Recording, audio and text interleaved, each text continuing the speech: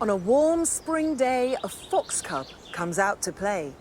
It's on a mission, wide-eyed and bushy-tailed. Cunning, curious, or just plain cute? Alert, adept, most certainly astute. Listen up, my foxy friend, because it's time for Springwatch.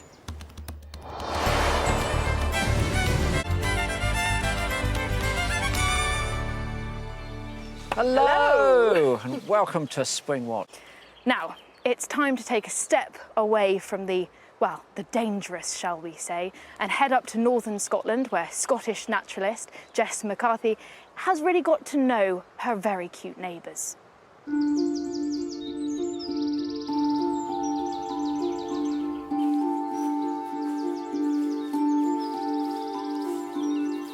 My name is Jess McCaffrey. I started watching nature local to my home after joining a volunteer group with Scottish badgers. I'm really lucky because although I live in a big built-up town, I can come here to the woodlands in Calder Glen. And today I'm going down into the valley where it all started for me.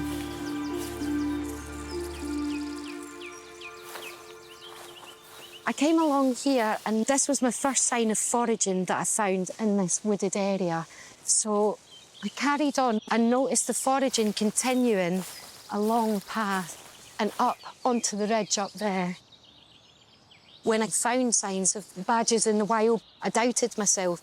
So I put up a camera to check and see if there's any wildlife to be found inside. And lo and behold, when I checked the footage, I found badgers living in the set and badger cubs. I was so excited I had to get another camera and find out what other wildlife is in my glen.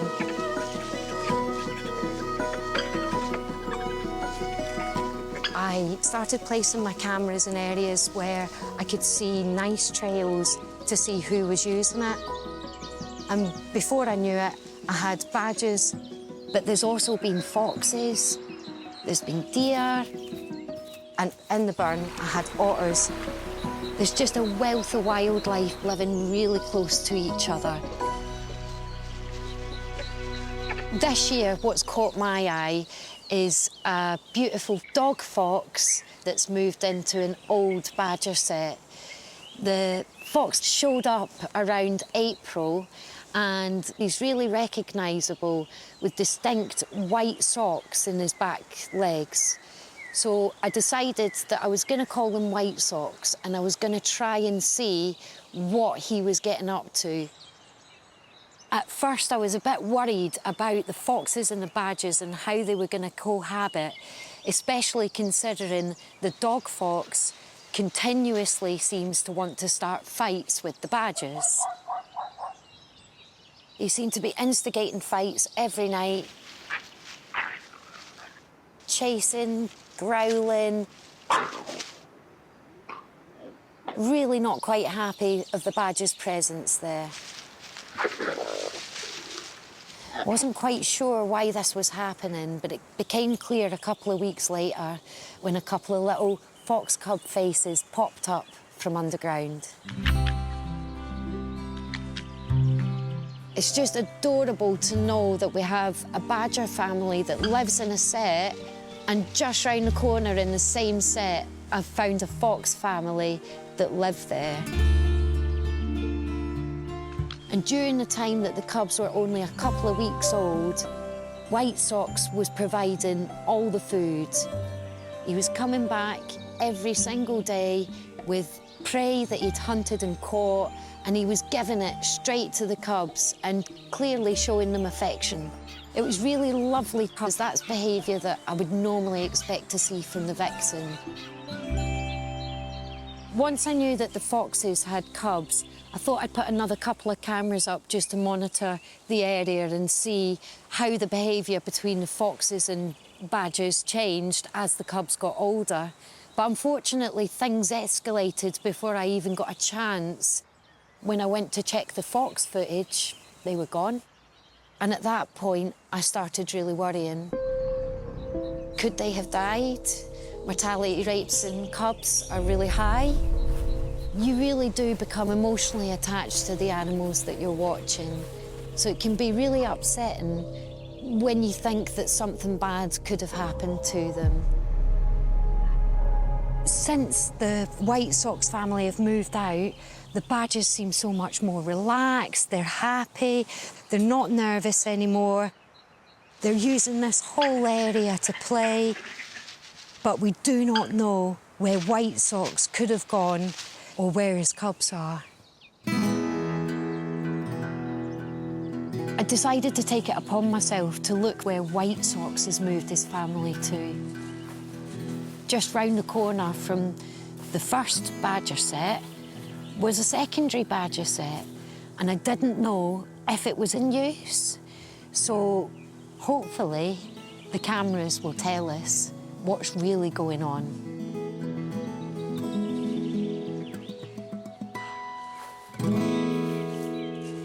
I love that. Cave badgers. Cave badgers. I like when they're all bounding out of the cave. I've never seen that before. But also, just see the foxes. Lucky girl, eh? I know, that male White Sox, what a fantastic animal. I have to say, since Jess made that film, she has found White Sox and his family, but they haven't gone back to that original den, and she can't find the other den at the moment. But in the process of looking, she came across this, another family of foxes. This time it's a vixen with 5 young. Look at that. Fantastic. What a fantastic mammal. Got to say, my favourite. And so special to see them feeding out in the open like that. Oh, look at them. I know. Look how busy they are. You have to be really patient, don't you, if you're a vixen with that many young. Superb, absolutely superb. And Jess has been following the fortunes of this fox family now. And we're very pleased to say that we're going to be bringing you their story over the next couple of days and into next week. So we've brought you drama, but look at that, we bring you cute as well. We can do both on the watches, can't we? Fantastic stuff. OK, now yesterday we were showing you a fox family that Jess McCaffrey had found up near her home in Scotland. And there were 5 youngsters and the adult. We can rejoin those now for an update. So this was way back in May, and you can see that these youngsters, they're about 5 weeks old, 5 or 6 weeks old at this stage, spending time out of their den, weigh about 1 kilogram, and their teeth might just be growing through, because within the next couple of weeks they're going to be going on to solid food. They're going to be weaned off of their mother's milk. But aside from the stats, well, they just look gorgeous, don't they? They are absolutely adorable. And she's got these on her trail cams. These are amazing pictures.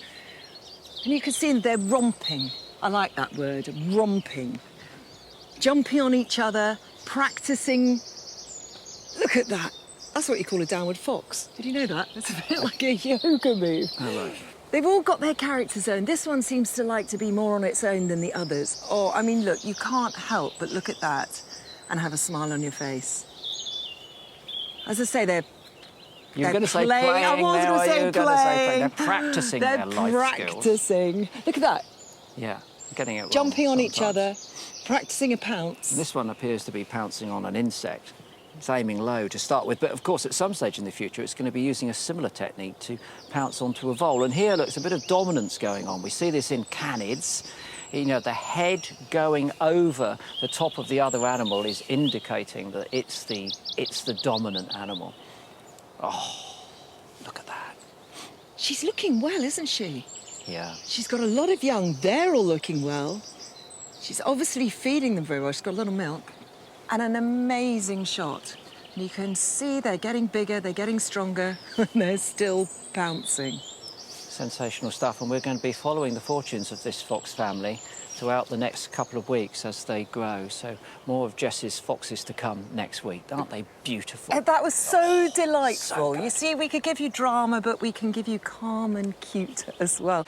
Now, at the top of the programme, we showed you Jess McCaffrey's foxes. We introduced you to the family that she'd found quite close to where she lives up in Scotland last week. They've grown a bit now. Now, the first thing I've got to say is this is not contemporary. This is back on the 12th of May here. So we're looking back in time at these animals. They'll be considerably bigger now, but they're still growing in terms of the way we saw them previously. Magpies, well, they're always around fox dens, magpies and crows, picking up any scraps that the adult foxes have left behind and the cubs haven't eaten. But of course, they're not quick enough to catch those magpies, and the magpies are well aware of that, sneaking in, look, whilst they're preoccupied, weaning there to see if there's anything that's been left around. Now, when we first showed you these last weeks, we thought they were 4 or 5 weeks old. Here, they're probably nudging maybe 6 weeks. Look at the one in the foreground on the right. You can just see little sharp canine teeth coming through there, which is an indication of their age. Practicing hunting, and also constantly a bit of rough and tumble. And what we've learned looking at not foxes but other species of mammal recently is that the bigger and the braver and the bolder the kits and cubs, even at a very early stage in their life, will lead to changes in their behaviour when they're adults. So here, the biggest, the bravest and the boldest will continue to keep that trait throughout the course of the rest of their lives. Mother now has to lay down. They're too big. The only way that we're all going to attach to her teats is if she lays down. I mean, they could almost be taking some solid food at this stage, but knowing foxes as I do, they will continue to try and get their mother's milk every time she returns, even if she's bringing solid food. And here you can see they're teasing her, pushing her muzzle there, tempting her to regurgitate. And that's why when you get home, after you've been away, if you've got a dog, it will run up and try and lick your mouth, because it's that vestige of behaviour that it's kept from its canid ancestors, wolves in the case of dogs, where puppies will lick the faces of the adults to get them to regurgitate. And I've done that, and I can tell you that the poodles will take advantage of anything that you can offer them. Oh no, that's absolutely revolting. And that was from such a gorgeous scene. It's not revolting, it's real life. It was a gorgeous scene with the bluebells and everything. That's and now I've ruined it. You've ruined it, absolutely. Yeah. Right. Last couple of weeks we've been showing you a fantastic family of foxes up in Scotland that Jess McCaffrey has been filming with trail cams. So we thought we'd indulge a little bit more in this wonderful family. There's lots of cubs. Now, this is interesting because this is an adult with the fox cubs, but it's not the mother. It's not the mother that we've seen them with. This is another adult. First of all, we thought maybe it's the male, doing a bit of DIY on the den. And then we wondered if it was a female. Obviously, they're very familiar with it, so it could possibly be the mother's sister, just doing a bit of babysitting of those cubs. Again, though, adorable to watch the interactions of the adult, so gentle with those little cubs. And they've been really grown, haven't they, Chris? Yeah, fantastic stuff. It wouldn't be unusual for a related female to come in. Foxes live in essentially female social groups, and they will help raise the dominant female's cubs. Sometimes, subordinates might give birth to a litter themselves, and that's when we see those really super litter sizes. But yeah, they are absolutely sensational. Look at that. Interactions that they're having at the moment. I mean, if those are two females, two vixens, then there's a good chance that they could spend all of their life together. It's the males in foxes that tend to do the dispersal, and the females tend to stick around in those social groups. So they might be interacting in a way that's going to shape their lives for all of their lives. But what about that? Look, come on. And all of that has been done on one trail cam, but recently she's put 3 trail cams out, so next week we'll be able to show you those fox cubs spreading out a bit. At the beginning of the show, we treated all our mammal lovers to some very cute wildcat kittens. And because it's the last show, just for the mammal lovers, we've got something else adorable. We're going to catch up with our Scottish fox cub family. There they are, that's where we first saw them, looking so adorable. And then a month later, they've got those red coats with a little white tip. Now remember, these are being filmed by Jess McCaffrey up in Scotland. She named them the Bluebell Fox family, and she's got a trail camera that's been watching them. And we've seen them play, we've seen them learn to hunt. But then she's put a few more cameras out, trail cameras, which means we've been able to follow them a little bit further. And they've gone from their den and headed down to the river. And we've seen them successfully hunting. That was the adult with the cubs following on behind. And then we've seen the cubs with some prey in their mouths as well. And we've seen that on the programme, haven't we? We saw that fox cub take our meadow pipit chicks. Beautiful shot that in the daytime, looking absolutely gorgeous. And it's been a real delight to see these fox cubs grow up. Except that one, look at that one, Chris. That's extraordinary. Its head just looks too big for its body, doesn't it? You see, when it came up there now, it was all fringe-lit, backlit by the sun. I was almost tempted to use the C word. But it's obviously, unfortunately, the R word as well, which is a little bit of a runt, that one, isn't it? But A it's cute cute, runt. though, isn't it? God, gorgeous, aren't they, fox cubs? Thank you very much to Jess as well for sending those Indeed. pictures to us. Thanks, Jess.